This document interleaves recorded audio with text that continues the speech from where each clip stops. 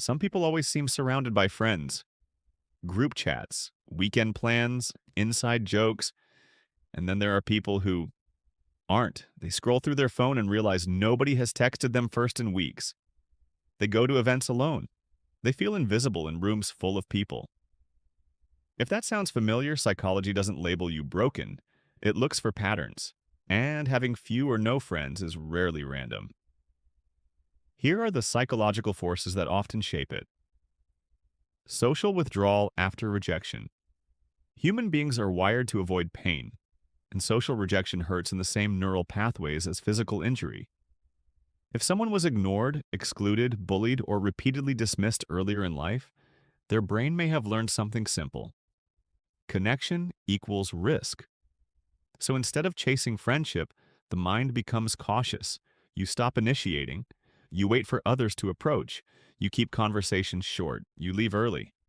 Not because you don't want people, because your nervous system associates closeness with embarrassment or loss. Over time, this becomes invisible. It just feels like, I'm not a social person.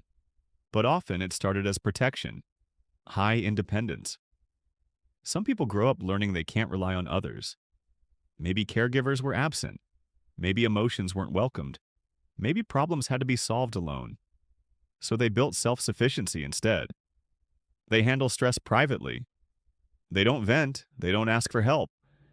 They rarely reach out first. From the outside, they look strong. Inside, they simply never learned that friendship requires vulnerability.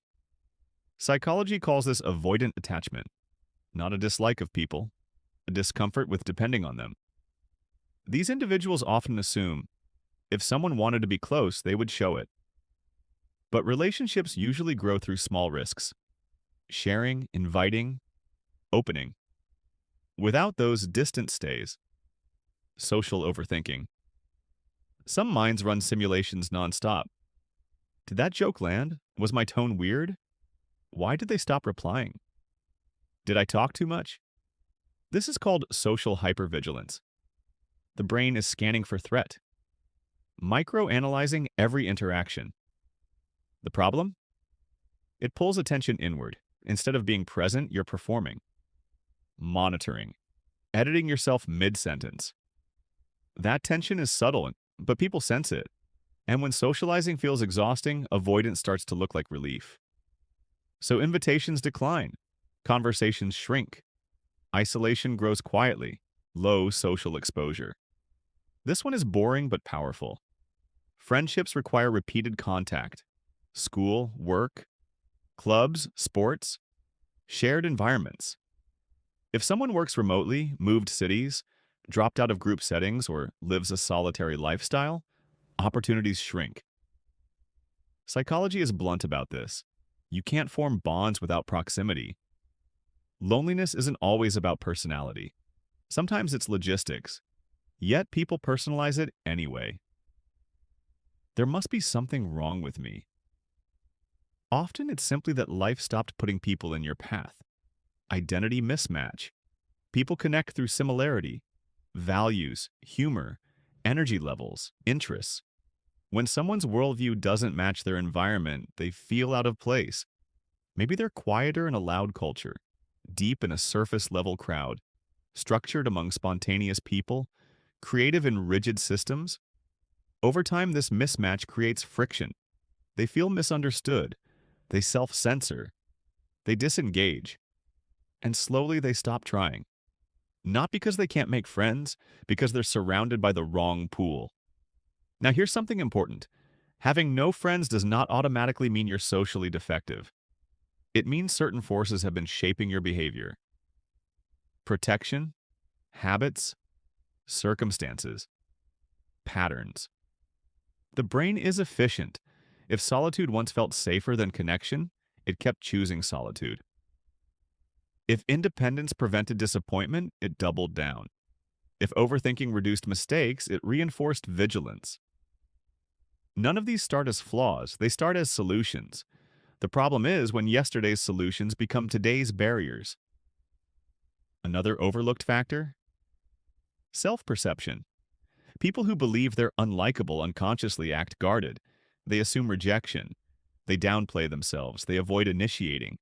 They interpret neutral reactions negatively.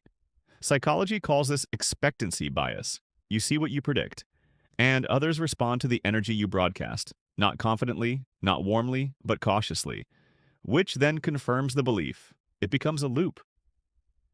So, what actually changes this? Not forcing yourself to become extroverted, not pretending to be someone else, not memorizing conversation tricks. It starts with awareness, noticing when you avoid, when you wait, when you shut down, when you leave before anyone can get close. Those are the moments your old wiring is driving, the mind protecting you from a threat that may no longer exist. Friendship is rarely created by impressing. It's created by gradual exposure, small honesty, shared time, repeated presence, low-stakes invitations, and yes, mild awkwardness. That discomfort is not a sign you're failing, it's a sign you're doing something new. Your nervous system is recalibrating. If you've gone a long time without friends, that doesn't define you. It describes your current pattern. Patterns change when the conditions change, when proximity increases, when self-trust grows, when you stop assuming outcomes before they happen, when you risk being seen instead of staying hidden. Psychology doesn't ask, "What's wrong with you?" It asks, "What happened that made this make sense?" That question alone shifts everything, because loneliness isn't a personality trait.